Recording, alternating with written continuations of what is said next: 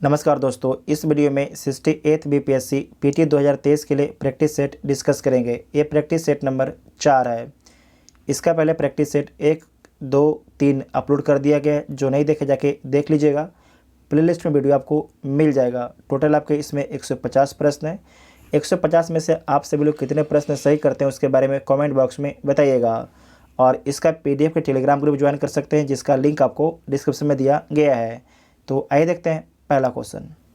संविधान सभा की अंतिम बैठक निम्न में से कब हुई? तो संविधान सभा की अंतिम बैठक 24 जनवरी 1950 को होता है।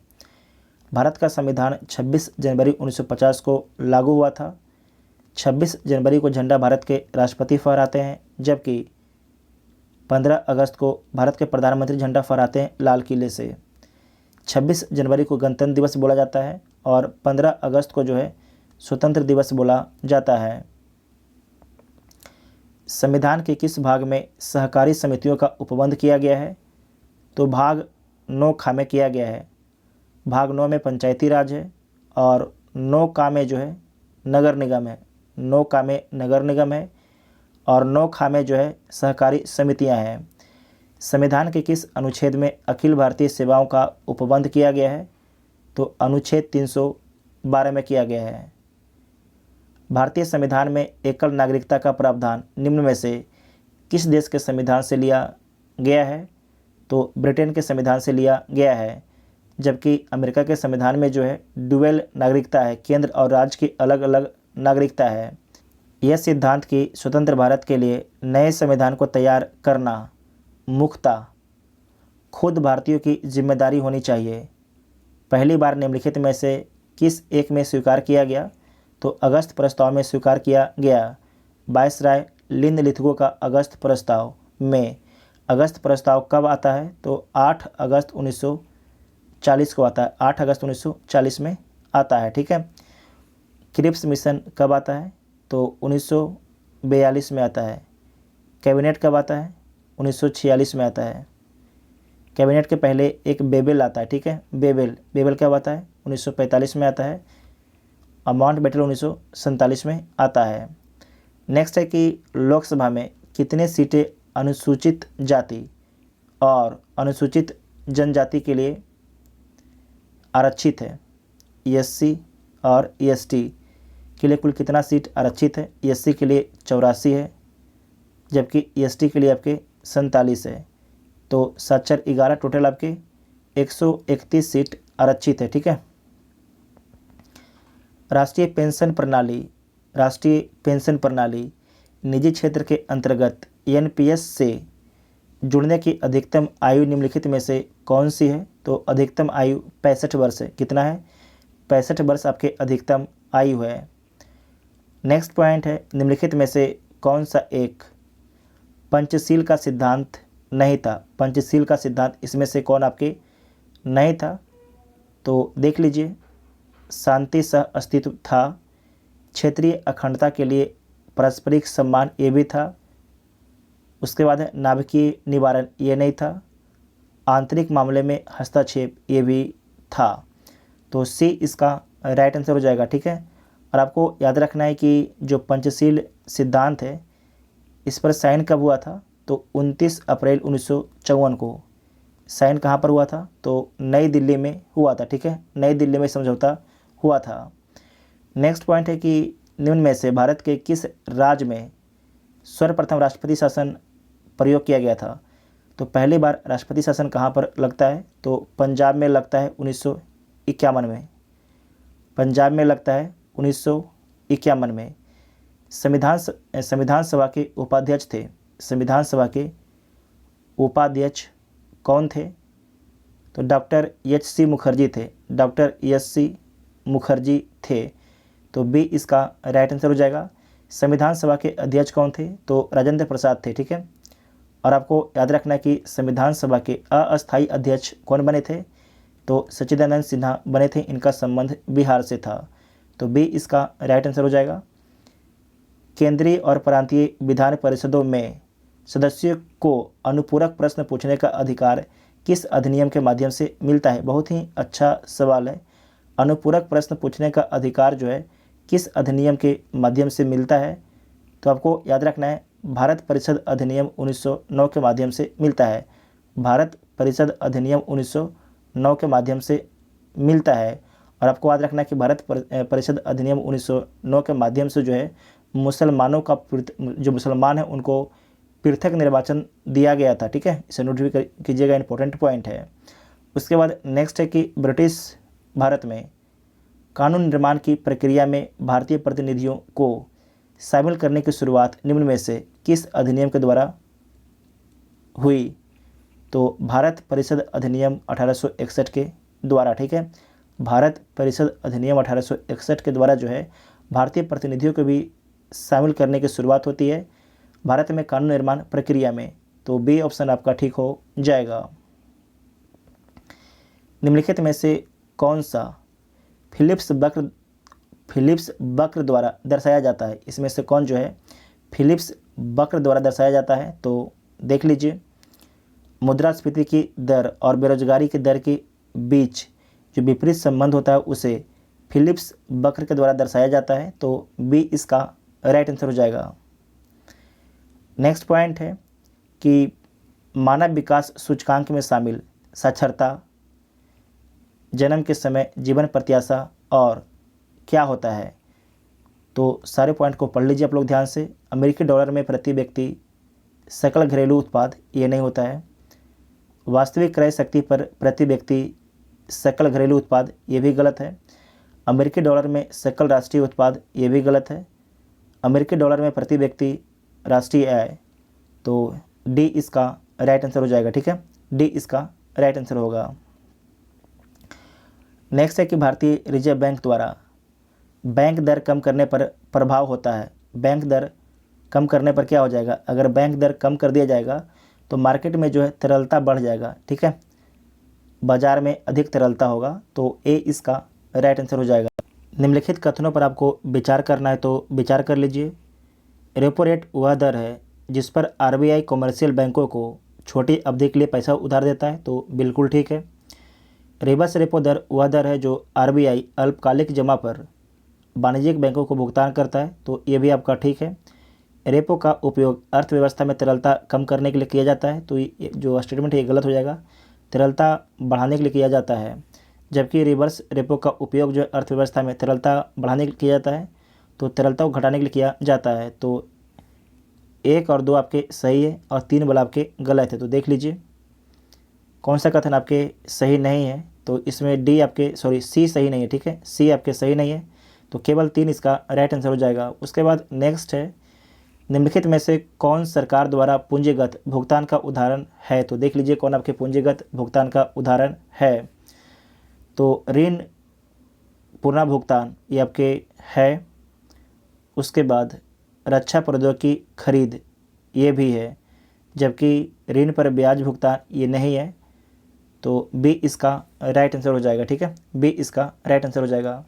नेक्स्ट पॉइंट है कि घाटे के वित्त पोषण के कारण अर्थव्यवस्था में निम्नलिखित में से कौन सा विकास हो सकता है? बहुत ही अच्छा सवाल है कि घाटे के वित्त पोषण के कारण जो है अर्थव्यवस्था में निम्नलिखित में से कौन सा विकास हो सकता है?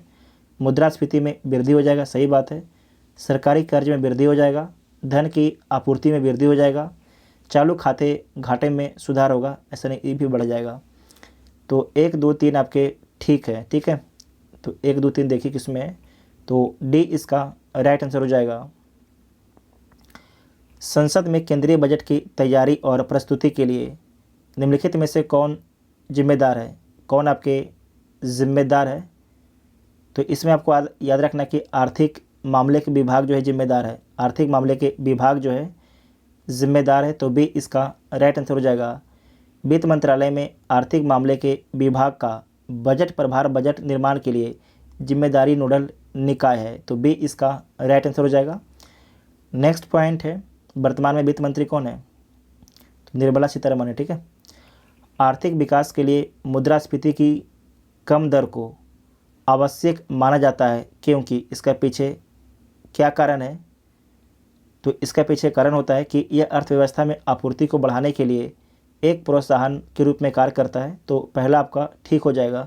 तो ए इसका राइट आंसर हो जाएगा। ठीक है, ए इसका राइट आंसर होगा। ICDS बच्चों के कल्याण के लिए निम्नलिखित सामाजिक कल्याण कार्यक्रमों में से एक है।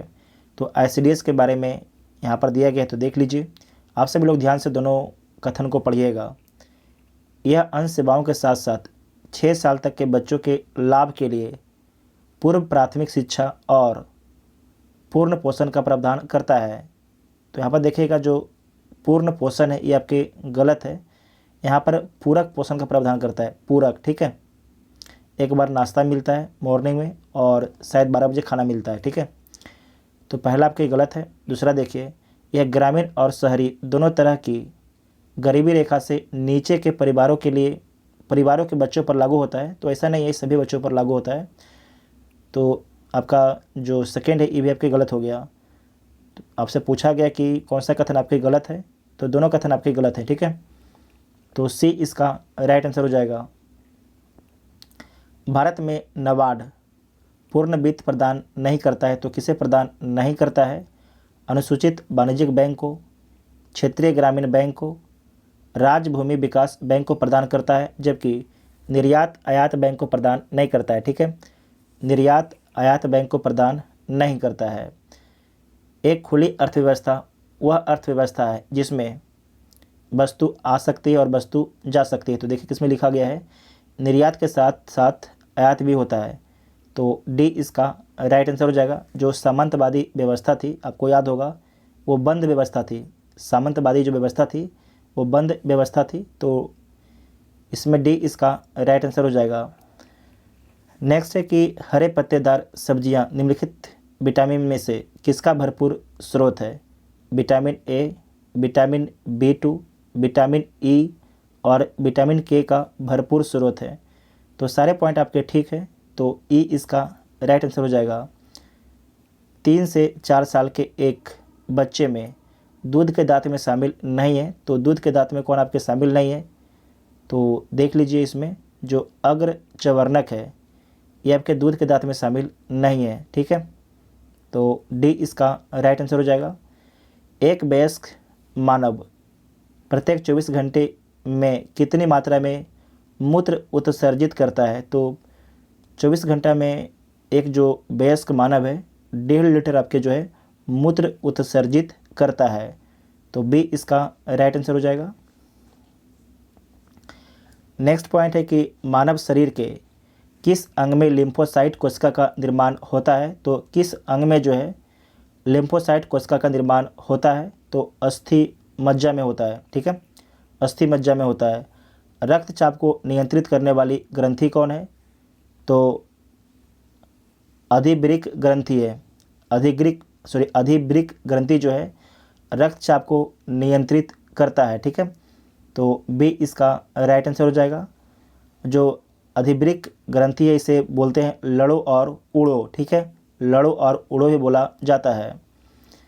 नेक्स्ट पॉइंट है कि एक जीवाश्म पक्षी का नाम बताइए जो एक पक्षी की तरह दिखता है। एक पक्षी की तरह आपको दिखता तो है, लेकिन सरीसृप के जैसे अन्य विशेषताएं होती है। तो वो कौन पक्षी है? आर्कियोपेट्रिक्स है। ठीक है, आर्कियोपेट्रिक्स है।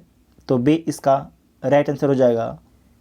निम्न में से किसमें ऊष्मा का ट्रांसफ़र संवहन द्वारा होता है? तो ऊष्मा का ट्रांसफ़र संवहन के द्वारा जो है गैस एवं द्रव में होता है। प्राणियों के निम्नलिखित में से किस या किन संवर्गों में त्रिकोष्ठीय हृदय होता है? त्रिकोष्ठीय हृदय किस में होता है? तो उभयचर और सरीसृप में। उभयचर और सरीसृप में। मत्स्य में आपको याद रखना है कि 2 कोष्ठ होता है, हृदय में 2 कोष्ठ होता है, जबकि जो आपके स्तनधारी हैं उनके हृदय में जो है 4 कोष्ठ होता है। जैसे कि मनुष्य, उनके हृदय में जो है 4 कोष्ठ होता है। ठीक है, तो इसका आंसर क्या हो जाएगा? बी इसका राइट आंसर हो जाएगा। प्रयोगशाला में गैर जीवित संसाधनों से निर्मित पहला कार्बनिक यौगिक कौन सा था? तो यूरिया था। लोहे के निष्कर्षण में चूना पत्थर का इस्तेमाल किस रूप में किया जाता है? तो फ्लैक्स के रूप में किया जाता है। फ्लक्स के रूप में किया जाता है। निम्नलिखित में से किस में त्रिविमीय क्रिस्टल प्रणाली नहीं पाया जाता है। किसमें जो है त्रिविमीय क्रिस्टल प्रणाली नहीं पाया जाता है? तो तांबा, सोना, चांदी में पाया जाता है, जबकि ग्रेफाइट में नहीं पाया जाता है। और आपको याद रखना ग्रेफाइट जो है षष्ठकोणीय है, ग्रेफाइट जो है षष्ठकोणीय है। निम्न में से किस या किन कारण के कारण बाष्पीकरण की दर में कमी आती है? किसके कारण जो है बाष्पीकरण के दर में आपके कमी आती है? तो देख लीजिए, तापमान में वृद्धि से कमी नहीं आती है, सतह क्षेत्रफल में वृद्धि से कमी नहीं आती है, हवा की गति में वृद्धि से कमी नहीं आती है, जबकि नमी से आपकी कमी आ जाती है। तो बी इसका राइट आंसर हो जाएगा। निम्न में से कौन सा पाइसी कारक है? इसमें से बताइए कि कौन आपके पाइसी कारक है। तो साबुन जो है एक पाइसी कारक है, ठीक है, साबुन जो है एक पाइसी कारक है। तो ए इसका राइट आंसर हो जाएगा। किस प्राणी के प्लाज्मा में हीमोग्लोबिन का विलय हो जाता है? तो केचुआ के प्लाज्मा में जो है हीमोग्लोबिन का विलय हो जाता है। समानता स्तरीय की आवाज़ का तरत्व पिच पुरुषों की तुलना में अधिक होता है। तो पहला आपके ठीक है, पुरुषों की तुलना में मामूली कम होता है, तो गलत है।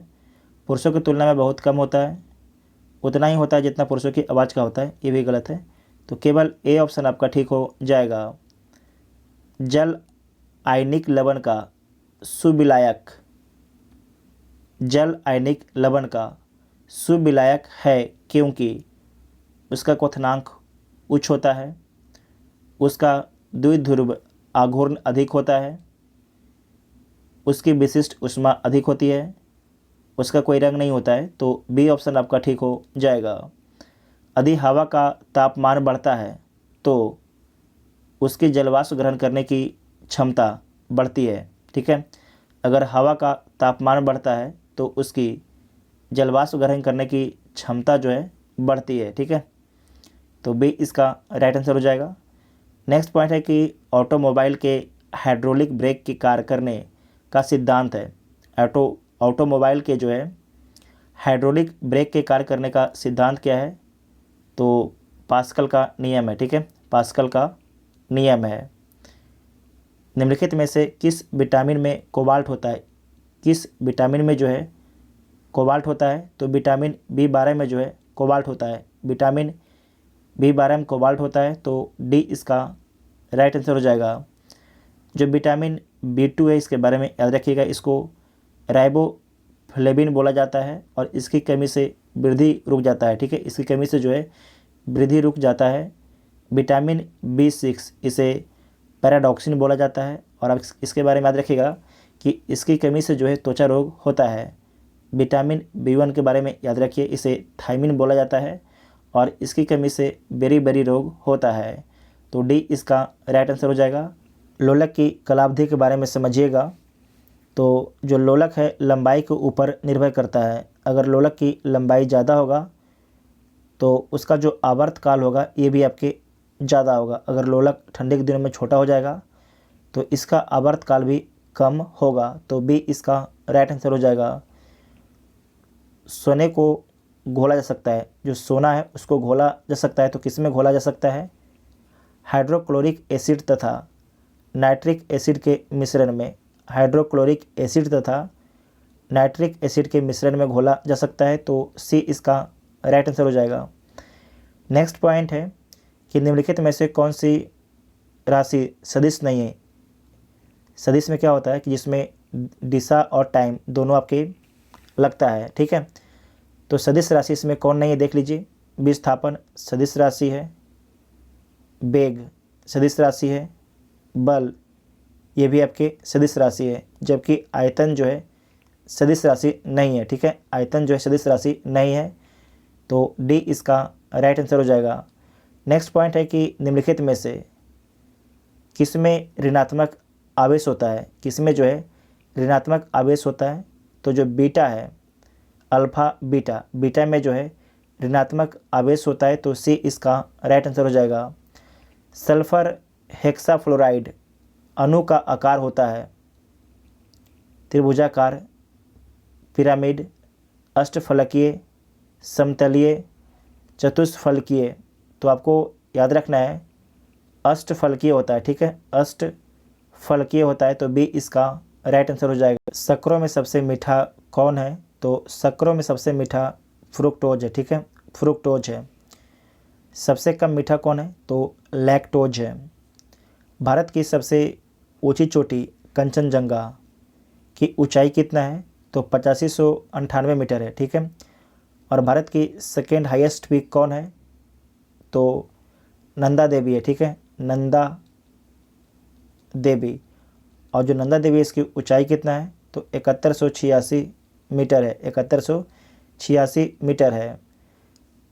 निम्नलिखित में क्षेत्रफल की दृष्टि से सबसे बड़ा कौन सा होता है? तो जो बायोस्फीयर होता है सबसे बड़ा होता है, और बायोस्फीयर के अंदर में ही वन्यजीव अभयारण्य, जैविक उद्यान और नेशनल पार्क आते हैं। तो ए इसका राइट आंसर हो जाएगा। निम्नलिखित में से असत कथन की पहचान करना है, तो असत कथन की पहचान कर लीजिए। किशनगंज जिला जो है पश्चिम बंगाल और नेपाल की सीमा को स्पर्श करता है, तो बिल्कुल ठीक है। रोहतास जिला केवल झारखंड की सीमा को स्पर्श करता है, तो गलत है। उत्तर प्रदेश को भी साझा करता है, ठीक है। कैमूर जिला उत्तर प्रदेश और झारखंड की सीमा को स्पर्श करता है, तो जो कैमूर है केवल आपके कैमूर जो है केवल उत्तर प्रदेश को टच करता है, झारखंड को टच नहीं करता है, ठीक है। तो ये भी आपके गलत हो गया। पश्चिम चंपारण जो है पश्चिम चंपारण जिला उत्तर प्रदेश और नेपाल की सीमा को स्पर्श करता है, तो ये आपके ठीक है। इसमें बी और सी आपके गलत है, और जो असत कथन है एक से अधिक आपके असत कथन है, तो ई इसका राइट आंसर हो जाएगा। बिहार का क्षेत्रफल भारत के क्षेत्रफल का कितना प्रतिशत है? तो 2.86% है, 2.86% है। और आपको याद रखना है कि बिहार का क्षेत्रफल कितना है? 2.86%। अगर बिहार का जनसंख्या बोला जाए तो कितना हो जाएगा? 8.66%, ठीक है। 8.6% जनसंख्या जो है पूरे भारत का बिहार में रहता है। इसे नोट कीजिएगा, इंपॉर्टेंट पॉइंट है। तो सी इसका राइट आंसर हो जाएगा। सारगैसो सागर कहाँ स्थित है? तो उत्तरी अटलांटिक महासागर में जो है सारगैसो सागर स्थित है। नेक्स्ट पॉइंट है कि पुरानी जलोढ़ मिट्टी का क्षेत्र बिहार के निम्न में से किस क्षेत्र में पाई जाती है? बहुत ही अच्छा सवाल है कि पुरानी जलोढ़ मिट्टी का क्षेत्र बिहार के निम्न में से किस क्षेत्र में पाई जाती है? तो देखिए गया और नालंदा में, ठीक है, गया और नालंदा में पाई जाती है, तो सी इसका राइट आंसर हो जाएगा। विश्व का सबसे शुष्क रेगिस्तान कौन है? तो विश्व का जो सबसे शुष्क रेगिस्तान है अटकामा है, ठीक है, अटकामा का मरुस्थल है, तो ए इसका राइट आंसर हो जाएगा। नेक्स्ट पॉइंट है कि निम्न पर विचार कीजिए और सही की पहचान करना है तो पहचान कर लीजिए। विश्व का सबसे अधिक केसर उत्पादन करने वाला देश भारत है, तो ये बीपीएससी का पूछा गया सवाल है, ईरान है। विश्व का सबसे अधिक यूरेनियम उत्पादन करने वाला देश कनाडा है, तो गलत है, कजाकिस्तान है, कजाकिस्तान है। विश्व में रेशम का सबसे बड़ा उत्पादक देश चीन है, तो बिल्कुल ठीक है, ठीक है। तो इसमें आपके सही केवल कौन हो जाएगा? केवल सही आपके 3 हो जाएगा, तो सी इसका राइट आंसर हो जाएगा, सी इसका राइट आंसर हो जाएगा। उसके बाद नेक्स्ट पॉइंट है कि खड़गपुर की पहाड़ियाँ बिहार के किस जिले में स्थित है? तो बिहार के मुंगेर डिस्ट्रिक्ट में स्थित है। निम्नलिखित में से कौन सी एक प्रशांत महासागर की धारा नहीं है? प्रशांत महासागर की धारा कौन नहीं है? ओयासियो है, अगुलहास ये आपके हिंद महासागर की जलधारा है, अलास्का ये भी है, कैलिफोर्निया ये भी है, तो सी आपके जो है सी आपके हिंद महासागर का जलधारा है, ठीक है। सी जो है हिंद महासागर का जलधारा है, और आपको याद रखना है कि ठंडी जलधारा है, ठीक है। जो अगुलहास है ठंडी जलधारा है। निम्न में से कौन सा देश एक लैंडलॉक देश है? कौन आपका जो एक देश है लैंडलॉक है? तो आपको याद रखना है ग्रीस और क्रोएशिया, ये दोनों लैंडलॉक नहीं है, जबकि चेक गणराज्य और स्लोवानिया, ये दोनों आपके लैंडलॉक है, दोनों यूरोप का देश है। तो एक से अधिक ऑप्शन आपका ठीक हो जाएगा, ई इसका राइट आंसर हो जाएगा। रेगुर काली मिट्टी का सबसे ज़्यादा विस्तार किस राज्य में है? ध्यान रखिएगा, सबसे ज़्यादा विस्तार किस राज्य में है? तो महाराष्ट्र में सबसे अधिक विस्तार है, जो कपास की खेती के लिए प्रसिद्ध है। कौन सी नदी मकर रेखा को 2 बार काटती है? जो मकर रेखा है, मकर रेखा को 2 बार कौन सी नदी काटती है? तो लिम्पोपो नदी काटती है। और आपको याद रखना कि हिंद महासागर में गिरती है लिम्पोपो नदी, ठीक है। और एक पॉइंट याद रखिएगा भारत से कि कर्क रेखा को कौन सी नदी 2 बार काटती है? तो माही नदी, ठीक है। माही नदी जो है कर्क रेखा को 2 बार काटती है। एक और नदी है कांगो नदी, इसके बारे में याद रखिएगा, कांगो नदी। कांगो नदी के बारे में याद रखिएगा कि कांगो नदी जो है 0 डिग्री विषुवत रेखा को 2 बार काटती है। 0 डिग्री विषुवत रेखा को 2 बार काटती है। पृथ्वी पर मौसम परिवर्तन के लिए उत्तरदायी कारण है? तो पृथ्वी की परिक्रमण गति, पृथ्वी की घूर्णन गति, पृथ्वी का अपने अक्ष पर 23.5 डिग्री झुका होना। तो डी जो सी वाला वो आपके ठीक है। उसके बाद पृथ्वी की घूर्णन गति, पृथ्वी घूर्णन गति का कारण आपको याद रखना है कि दिन रात होता है। उसके बाद है पृथ्वी की परिक्रमण गति, तो इसके कारण जो है मौसम परिवर्तन होता है। तो बी आपके गलत हो जाएगा, तो ए और सी, तो डी इसका राइट आंसर हो जाएगा, ठीक है। डी इसका राइट आंसर हो जाएगा। नेक्स्ट पॉइंट है कि दीनदयाल बंदरगाह कहाँ स्थित है? जो दीनदयाल बंदरगाह है कहाँ स्थित है? केरल, महाराष्ट्र, गोवा, गुजरात। तो गुजरात में स्थित है। और इसका पुराना नाम क्या है? तो कांडला बंदरगाह इसका पुराना नाम है। कांडला बंदरगाह इसका पुराना नाम है। जैविक विविधता पर अभिसमय के प्रति जैव सुरक्षा प्रोटोकॉल के साथ निम्नलिखित में से कौन सा शहर आपके जुड़ा हुआ है? बहुत ही अच्छा सवाल है कि जैविक विविधता पर अभिसमय 2000 ईस्वी के प्रति जैव सुरक्षा प्रोटोकॉल के साथ निम्नलिखित में से कौन सा शहर आपके जुड़ा हुआ है? तो कार्टाजेना जुड़ा हुआ है। कार्टाजेना शहर आपके जुड़ा हुआ है। तो सी इसका राइट आंसर हो जाएगा। कृष्णराज सागर बांध यह जलाशय किस नदी पर बनाया गया है? बहुत ही अच्छा सवाल है। कृष्णराज सागर बांध जलाशय किस नदी पर बनाया गया है? तो कावेरी नदी पर बनाया गया है, ठीक है। कावेरी नदी पर बनाया गया है। तो डी इसका राइट आंसर हो जाएगा। इसे कब बनाया गया था? तो इसे जो है 1932 में बनाया गया था। 1932 में बनाया गया था। नेक्स्ट पॉइंट है कि निम्न कथनों पर आपको विचार करना है, तो विचार कर लीजिए। नर्मदा नदी भ्रंश घाटी से होकर बहती है, तो बिल्कुल ठीक है। नर्मदा नदी जो है डेल्टा की जगह एस्चुरी का निर्माण करती है, ये भी पॉइंट आपका ठीक है। तो 1 और 2 आपके ठीक है। तो सी इसका राइट आंसर हो जाएगा। आपको याद रखना है कि जो नर्मदा नदी है ये आपके अरब सागर में गिरती है और डेल्टा का निर्माण नहीं करती है, एस्चुरी का निर्माण करती है। मिश्रित खेती का तात्पर्य, जो मिश्रित खेती है उसका अर्थ क्या होता है? तो 2 या अधिक फसलों को एक साथ उगाना। तो ये आपके गलत है। कृषि एवं पशुपालन को साथ साथ करना, इसे बोलते हैं मिश्रित खेती। कृषि भी करना और पशुपालन भी साथ में करना, उसे मिश्रित खेती बोला जाता है। तो बी इसका राइट आंसर हो जाए। भारत की जनगणना 2011 के अनुसार भारत के निम्नलिखित राज्यों में से कौन सा एक राज्य न्यूनतम आबादी वाला राज्य है? तो पंजाब आपके न्यूनतम आबादी वाला राज्य है। उसके बाद उड़ीसा है जिसकी आबादी 4 करोड़ है। मध्य प्रदेश की आबादी 7 करोड़ है। और जो महाराष्ट्र है इसकी आबादी 11 करोड़ है। तो डी इसका राइट आंसर हो जाएगा। उत्तर से दक्षिण व्यवस्थित करने पर निम्न में से कौन सा क्रम आपके सही है? तो देख लीजिए कौन सा क्रम आपके सही है। दक्षिण अंडमान, लिटिल अंडमान, कार निकोबार और ग्रेट निकोबार। तो ए इसका राइट आंसर हो जाएगा। ग्रेट निकोबार, कार निकोबार, बड़का छोटका करका, ठीक है। उसके बाद है लिटिल अंडमान और दक्षिण अंडमान।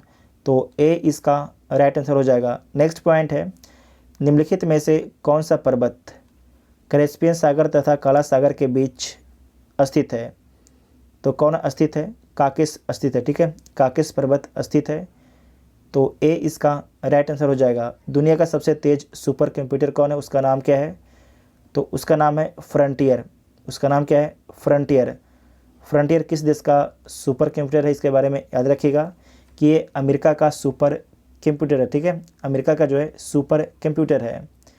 उसके बाद नेक्स्ट पॉइंट है, किस राज्य ने प्रत्येक जिले में एक संस्कृत भाषी गांव विकसित करने की घोषणा की है? अच्छा सवाल है कि किस राज्य ने प्रत्येक जिले में जो है एक संस्कृत भाषी गांव विकसित करने की घोषणा की है? ये घोषणा उत्तराखंड राज्य सरकार के द्वारा किया गया है। प्रधानमंत्री नरेंद्र मोदी ने भारत के पहले यात्री ड्रोन वरुण का अनावरण किया। यह किस कंपनी के द्वारा निर्मित किया गया है? जो वरुण ड्रोन है इसे किस कंपनी के द्वारा बनाया गया है? तो सागर डिफेंस इंजीनियरिंग के द्वारा बनाया गया है। सागर डिफेंस इंजीनियरिंग कंपनी के द्वारा बनाया गया है। तो सी इसका राइट आंसर हो जाएगा। नेक्स्ट है कि महिलाओं को मुफ्त सैनिटरी पैड उपलब्ध कराने के संबंध में कानून बनाने वाला विश्व का पहला देश कौन बन गया है? तो विश्व का पहला देश आपके स्कॉटलैंड बन गया है।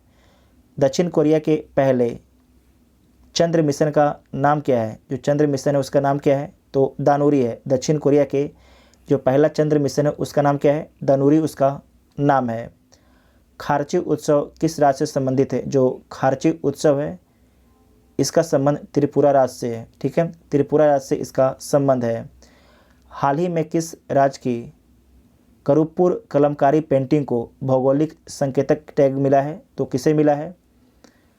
तो जो करूपुर कलमकारी पेंटिंग को मिला है इसका संबंध जो है तमिलनाडु राज्य से है। इसका संबंध जो है तमिलनाडु राज्य से है। उसके बाद है कि महाकवि दिवस कब मनाया जाता है? महाकवि दिवस जो है कब मनाया जाता है? तो 11 सितंबर को मनाया जाता है। दिए गए खनिजों एवं उनके उत्पादन में प्रथम राज्यों में कौन सम्मिलित नहीं है? तो देखिए कौन सम्मिलित नहीं है। बॉक्साइट का सर्वाधिक उत्पादन उड़ीसा में, तो बिल्कुल ठीक है। कोयला का सर्वाधिक उत्पादन झारखंड में, ये आपके गलत है। कोयला का सर्वाधिक उत्पादन छत्तीसगढ़ में और सर्वाधिक भंडार आपके झारखंड में है। हीरा का सर्वाधिक उत्पादन मध्य प्रदेश में, तो ठीक है। उसके बाद है मैग्नीज, इसका सर्वाधिक उत्पादन आंध्र प्रदेश के द्वारा, तो आपके गलत है, मध्य प्रदेश के द्वारा। और सर्वाधिक इसका भंडार कहाँ पर है? तो उड़ीसा में है, ठीक है, उड़ीसा में सर्वाधिक इसका भंडार है। तो गलत कौन कौन हो जाएगा? डी और अब आपके बी। तो एक से अधिक ऑप्शन आपका गलत है, तो ई ऑप्शन ठीक हो जाएगा। कूलिंग एक्शन प्लान को लॉन्च करने वाला पहला देश कौन है? तो कूलिंग एक्शन प्लान्स को लॉन्च करने वाला पहला देश भारत है। भारत जो है पहला देश है। नेक्स्ट है कि हाल ही में किसे भारत का 27वां महालेखा नियंत्रक नियुक्त किया गया? बहुत ही अच्छा सवाल है। हाल ही में किसे जो है भारत का 27वां महालेखा नियंत्रक चुना गया है? तो किसे चुना गया है? भारती दास को, ठीक है, वो भारती दास को चुना गया है। संयुक्त राष्ट्र महासभा के 77वें सत्र की अध्यक्षता किसने की है? तो कसावा करोसी ने की है। कसावा करोसी ने की है, ठीक है। तो बी इसका राइट आंसर हो जाएगा। ये VVI पॉइंट है, इसे मार्क कर लीजिएगा। हाल ही में किसे इटली की पहली महिला प्रधानमंत्री चुना गया है? तो जॉर्जिया मेलोनी को चुना गया है। जॉर्जिया मेलोनी को चुना गया है, ठीक है। भारत की पार्श्व गायिका लता मंगेशकर को किस वर्ष दादा साहेब फाल्के पुरस्कार से सम्मानित किया गया है? तो 1989 में सम्मानित किया गया है दादा साहेब फाल्के पुरस्कार से, ठीक है। तो बी इसका राइट आंसर हो जाएगा। और आपको याद रखना है कि 1999 में जो है पद्म विभूषण सम्मान से सम्मानित किया गया था लता मंगेशकर को, जबकि 2001 में जो है इनको भारत रत्न दिया गया था। तो बी इसका राइट आंसर हो जाएगा। जलवायु परिवर्तन प्रदर्शन सूचकांक जारी करने वाली पहली संस्था कौन है? जलवायु परिवर्तन प्रदर्शन सूचकांक जारी करने वाली पहली संस्था कौन है? तो जर्मन बाच है, ठीक है, जर्मन बाच है। बुकर पुरस्कार 2022 किसे दिया गया है? तो सेहान करना तिलक को दिया गया है। सेहान करना तिलक को दिया गया है किस उपन्यास के लिए? तो the seven moons of Mali Almeida के लिए। The seven moon of Mali Almeida के लिए। और आपको याद रखना है कि जो सिहान करुणा तिलक हैं इनका संबंध श्रीलंका देश से है। हाल ही में भारत ने कौन से G20 शिखर सम्मेलन की अध्यक्षता की है नहीं करेगा, ठीक है, 2023 में। तो आपको याद रखना है 18वां, ठीक है, 18वां। तो सी इसका राइट आंसर हो जाएगा। और भारत इसकी जो अध्यक्षता है कब संभाला है, तो 1 दिसंबर 2022 को। इसे नोट कर लीजिएगा, पूछा जा सकता है आपसे, ठीक है। उसके बाद है कि 41वें हुनर हाट का आयोजन कहाँ पर किया गया है, तो आगरा में किया गया है, आगरा उत्तर प्रदेश में। सर्बिया के नोवाक जोकोविच ने किसे हराकर विंबलडन 2022 का खिताब अपने नाम किया है, तो किसे हराकर अपने नाम किया है, निक किर्गियोस को। तो बी ऑप्शन आपका ठीक हो जाएगा। राष्ट्रमंडल खेल, आपके 22वां राष्ट्रमंडल खेल हुआ था 2022 में बर्मिंघम में। तो 22वां राष्ट्रमंडल खेल 2022 में भारत को पदक तालिका में कौन सा स्थान प्राप्त हुआ है, तो पदक तालिका में भारत को चौथा स्थान मिला है। भारत के द्वारा कुल कितना पदक जीता गया था, तो कुल आपके 61 पदक जीता गया था। इसमें आपको याद रखना है कि 22 आपके स्वर्ण था, 16 आपके रजत था और 23 आपके जो है कांस्य पदक था। इसे नोट कर लीजिएगा, वेरी वेरी इंपॉर्टेंट है, ठीक है। पहला स्थान किसे मिला था, तो पहला स्थान ऑस्ट्रेलिया को मिला था, ठीक है, ऑस्ट्रेलिया को मिला था। ऑस्ट्रेलिया के द्वारा कुल जो है 178 पदक जीता गया था ऑस्ट्रेलिया के द्वारा। नेक्स्ट पॉइंट है कि पीएम डिवाइन योजना का मुख्य उद्देश्य क्या है। जो पीएम डिवाइन योजना है इसका मुख्य उद्देश्य क्या है, तो पूर्वोत्तर क्षेत्र में विकास गतिविधियों को बढ़ावा देना इसका उद्देश्य है, ठीक है, इसका मुख्य उद्देश्य है। तो सी इसका राइट आंसर हो जाएगा। गरुड़ ऐप किसके द्वारा जारी किया गया है, तो निर्वाचन आयोग के द्वारा, ठीक है। गरुड़ ऐप किसके द्वारा जारी किया गया है, तो निर्वाचन आयोग के द्वारा जारी किया गया है। नेक्स्ट पॉइंट है अंबेडकर ए लाइफ पुस्तक के लेखक कौन है, तो अंबेडकर ए लाइफ पुस्तक के लेखक शशि थरूर हैं, ठीक है, शशि थरूर हैं। जो पी साईनाथ हैं इनका एक बुक है द लास्ट हीरोज किसका है, तो पी साईनाथ का है।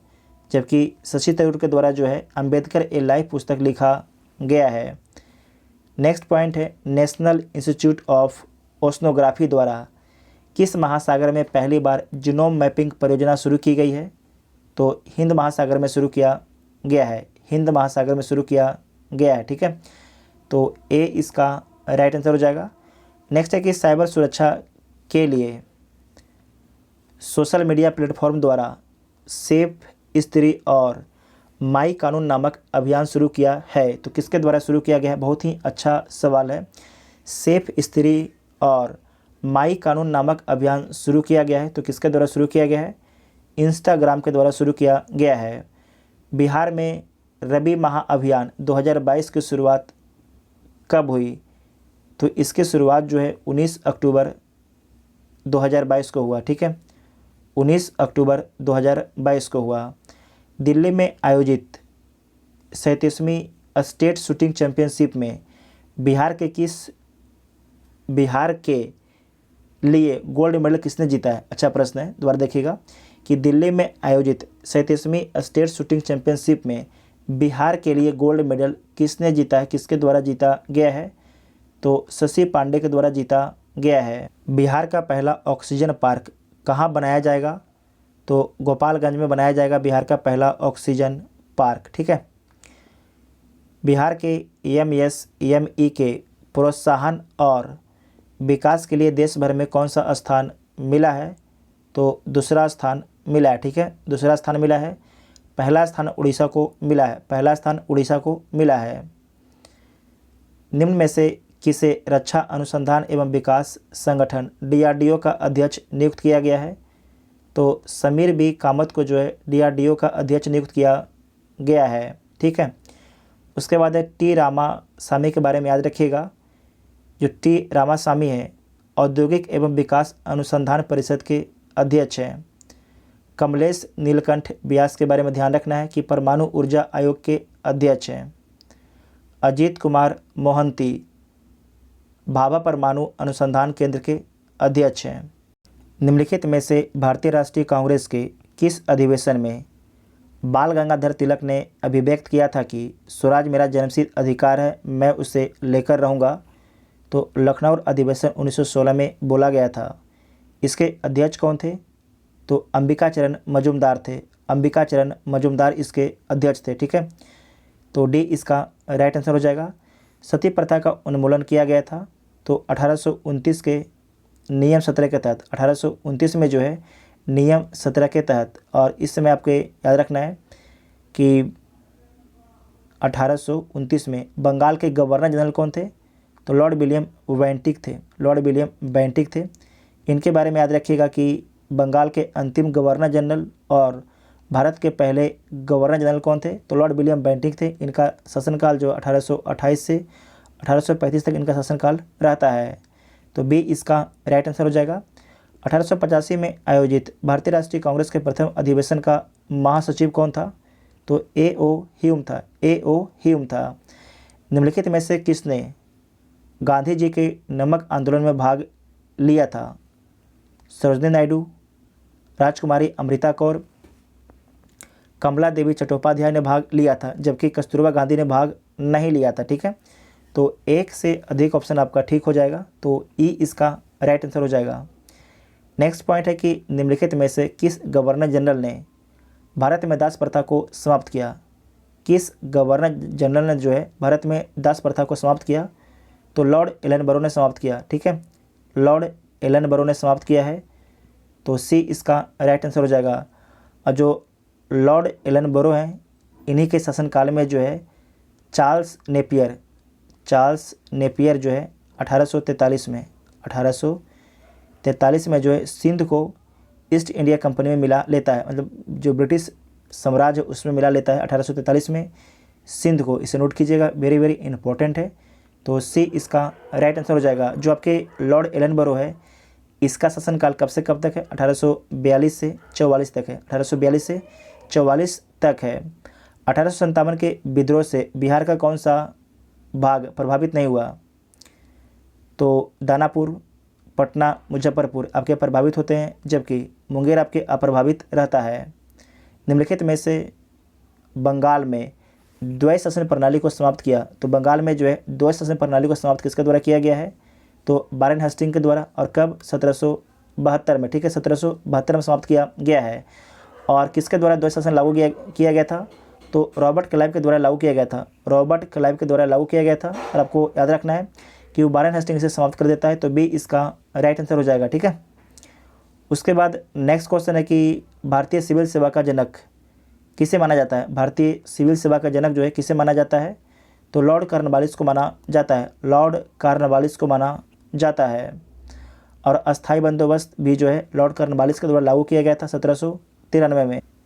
महारानी विक्टोरिया ने भारतीय प्रशासन को ब्रिटिश राज के नियंत्रण में लेने की घोषणा कब की थी? तो 1 नवंबर 1858 को। तो ए इसका राइट आंसर हो जाएगा। किसने खिलाफत आंदोलन को हिंदुओं और मुसलमानों की एकता के एक ऐसे अवसर के रूप में देखा जो 100 वर्षों में पुनः नहीं आएगा? तो किसके द्वारा देखा गया था? तो महात्मा गांधी जी के द्वारा देखा गया। इसे दोबारा देखिएगा कि किसने खिलाफत आंदोलन को हिंदुओं और मुसलमानों की एकता के एक ऐसे अवसर के रूप में देखा जो 100 वर्षों में भी पुनः नहीं आएगा? तो महात्मा गांधी जी के द्वारा देखा गया था। टीपू सुल्तान की मृत्यु कब हुई थी? जो टीपू सुल्तान है, इसकी मृत्यु कब होता है? तो 1799 में होता है। ठीक है, 1799 में। निम्नलिखित में से किस पुस्तक के लेखक दादा भाई नौरोजी नहीं है? इसमें से किस पुस्तक के लेखक जो है दादा भाई नौरोजी नहीं है? तो देख लीजिए, इंग्लैंड डेट टू इंडिया इसके लेखक हैं। Poverty and un British rule of India इसके भी हैं। The wants and means of India इसके भी हैं। इकोनॉमिक हिस्ट्री ऑफ इंडिया इसके लेखक नहीं है। तो इसके लेखक कौन है? तो आरसी दत्त है। आरसी दत्त है। तो डी इसका राइट आंसर हो जाएगा। ठीक है, नेक्स्ट पॉइंट है कि निम्नलिखित में से किस अधिवेशन के लिए कांग्रेस ने पहली बार एक महिला को अध्यक्ष चुना? तो कोलकाता अधिवेशन 1917 में एनी बेसेंट को। और प्रथम भारतीय को कब? तो 1925 में कानपुर में, ठीक है, 1925 में कानपुर में। उनका नाम क्या है? सरोजनी नायडू है। तो बी इसका राइट आंसर हो जाएगा।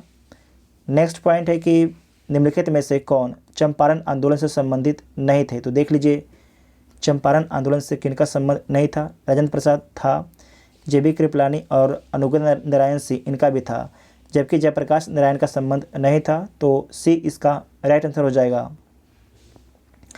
नेक्स्ट पॉइंट है कि भू राजस्व की महालबाड़ी प्रणाली किन क्षेत्रों में लागू की गई? भू राजस्व की जो है महालबाड़ी प्रणाली किस क्षेत्रों में लागू किया गया? उत्तर प्रदेश, पंजाब, मध्य प्रांत में लागू किया गया, जबकि मुंबई में आपके लागू किया गया नहीं था। तो एक से अधिक ऑप्शन हो जाएगा। तो ई इसका राइट आंसर हो जाएगा। जो महालबाड़ी प्रणाली है कब लागू किया गया था? तो 1819 में। किसके द्वारा? तो हॉल्ट मैकेंजी के द्वारा, ठीक है, हॉल्ट मैकेंजी के द्वारा लागू किया गया था। नेक्स्ट है निम्नलिखित में से कौन सही सुमिलित नहीं है? इसमें से कौन आपके सही सुमिलित नहीं है? विक्रम संवत जो है 57 ईस्वी में आता है, शक संवत 78 ईस्वी में, गुप्त संवत 320 ईस्वी में, हिजरी 322 में। तो ए आपके सुमिलित नहीं है, ठीक है, ए आपके सुमिलित नहीं है। नचिकेता एवं यमराज के मध्य संवाद का वर्णन किस उपनिषद में मिलता है? तो कठोप उपनिषद में मिलता है, ठीक है।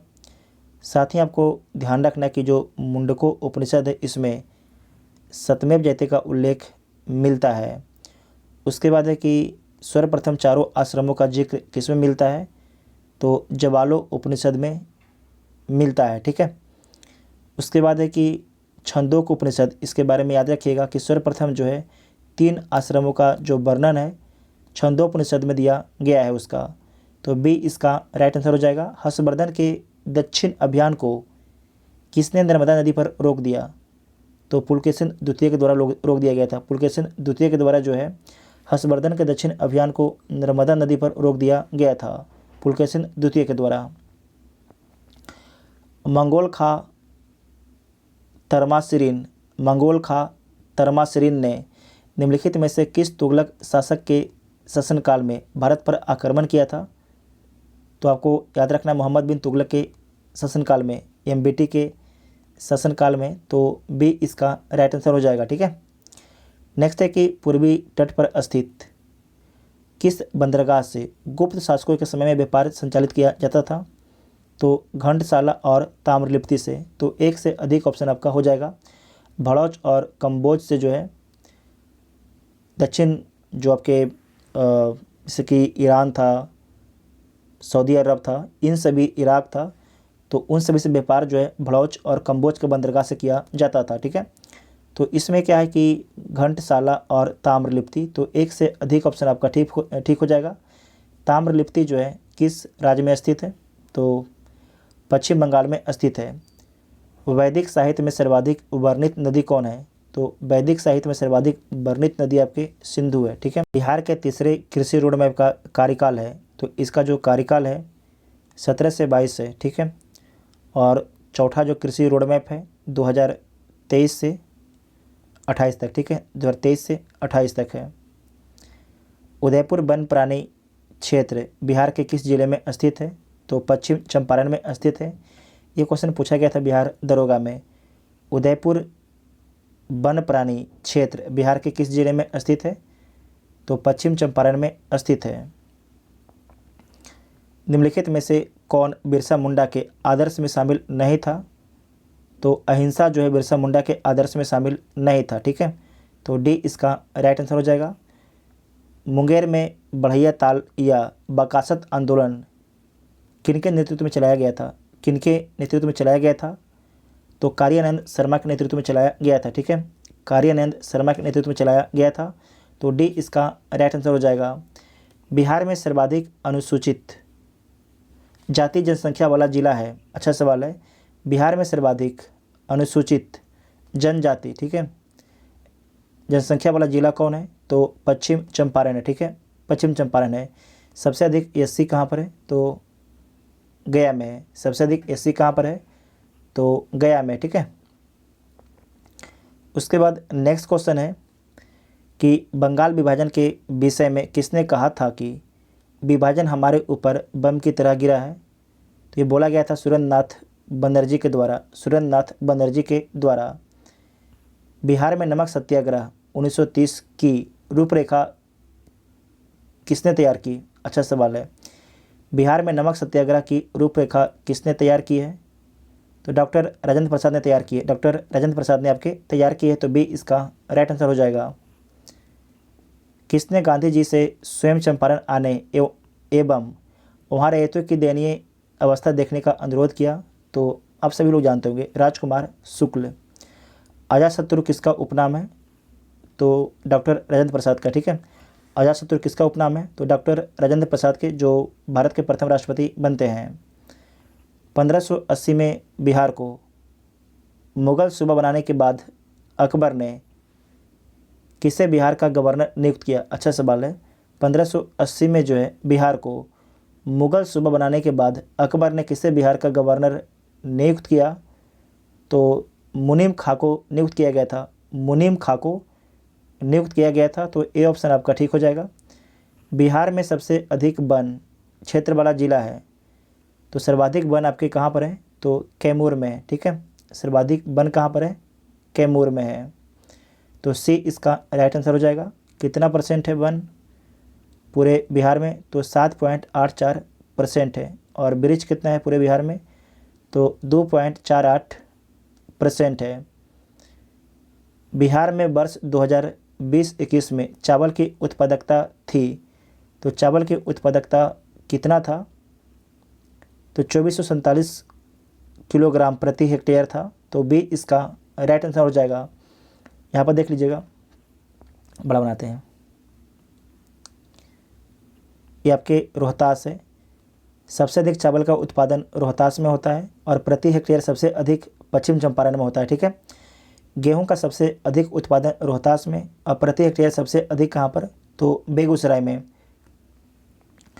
उसके बाद है मक्का। मक्का का सर्वाधिक उत्पादन कटिहार में और प्रति हेक्टेयर सबसे अधिक कहाँ पर है? तो अररिया में है। उसके बाद दाल का सर्वाधिक उत्पादन पटना में, प्रति हेक्टेयर सबसे अधिक कहाँ पर? तो जहानाबाद में। से नोट कर लीजिएगा, पूछा जाएगा आपसे एग्जाम में। बिहार आर्थिक सर्वेक्षण 2021-22 के अनुसार राज्य में 2020-21 में मक्का की उत्पादकता कितनी है? जो मक्का है उसकी उत्पादकता कितना है? तो 5229 है, ठीक है। 5229 किलोग्राम प्रति हेक्टेयर है, तो ए इसका राइट आंसर हो जाएगा। चावल के उत्पादन में बिहार का कौन सा जिला सबसे अग्रणी जिला है? तो रोहतास है, ठीक है। रोहतास है। केंद्रीय बजट 2022-23 के अनुसार अगले 3 वर्षों के दौरान कितनी नई पीढ़ी की वंदे भारत रेल गाड़ियों का विकास और विनिर्माण किया जाएगा? तो 400, ठीक है। 400। इसे दोबारा देखिएगा कि केंद्रीय बजट 2022-23 के अनुसार अगले 3 वर्षों के दौरान कितनी नई पीढ़ी की वंदे भारत रेलगाड़ियों का विकास और पुनः निर्माण किया जाएगा? तो 400, ठीक है। उसके बाद नेक्स्ट पॉइंट है कि भारत वन स्थिति रिपोर्ट 2021 के अनुसार बिहार में बिरछा आवरण कुल भौगोलिक क्षेत्रफल का कितना प्रतिशत है? बहुत ही अच्छा सवाल है, दोबारा देखिएगा कि भारत वन स्थिति रिपोर्ट 2021 के अनुसार बिहार में बिरछा आवरण कुल भौगोलिक क्षेत्रफल का कितना % है? तो अभी आपको बताए थे 2.48%, ठीक है। उसके बाद है कि भारत वन स्थिति रिपोर्ट 2021 के अनुसार सर्वाधिक वनावरण प्रतिशत वाला बाघ संरक्षित क्षेत्र कौन है? तो पक्के बाघ संरक्षित क्षेत्र है जो अरुणाचल प्रदेश में स्थित है, ठीक है। जो अरुणाचल प्रदेश में स्थित है। इस क्वेश्चन को 2018 में जो ने यूपीएससी पूछा था, उस समय हमने एग्जाम दिया था, ठीक है। उसके बाद नेक्स्ट है कि भारत वन स्थिति रिपोर्ट 2021 के अनुसार क्षेत्रफल की दृष्टि से सर्वाधिक कम वनावरण निम्न में से किस राज्य में है? अच्छा सवाल है कि भारत वन स्थिति रिपोर्ट 2021 के अनुसार क्षेत्रफल की दृष्टि से सर्वाधिक कम वनावरण निम्न में से किस राज्य में है? तो हरियाणा में, ठीक है। हरियाणा में सबसे कम है। उसके बाद पंजाब है। पंजाब के बाद गोवा है, तो बी इसका राइट आंसर हो जाएगा। इसके बाद मैथ का सवाल है, आप लोग सोल्व कर लीजिएगा। इसका आंसर क्या हो जाएगा 141 का बी। ठीक है, 142 का ए, 143 बी। ठीक है, 144 का आपका है ए, 145 का ए। उसके बाद है 146 का डी, 147 ए, 148 का हो जाएगा बी, 149 ए, 150 सी। ठीक है, तो टोटल आपके इस वीडियो में 150 क्वेश्चन को डिस्कस किया गया है। देखिए अलार्म बज रहा है फिर से। टोटल देखिए इस वीडियो में 150 क्वेश्चन को डिस्कस किया गया है। अगर वीडियो आप सभी को हेल्पफुल लगता है तो चैनल को सब्सक्राइब कीजिएगा और वीडियो अपने दोस्तों में शेयर कीजिएगा। ठीक है।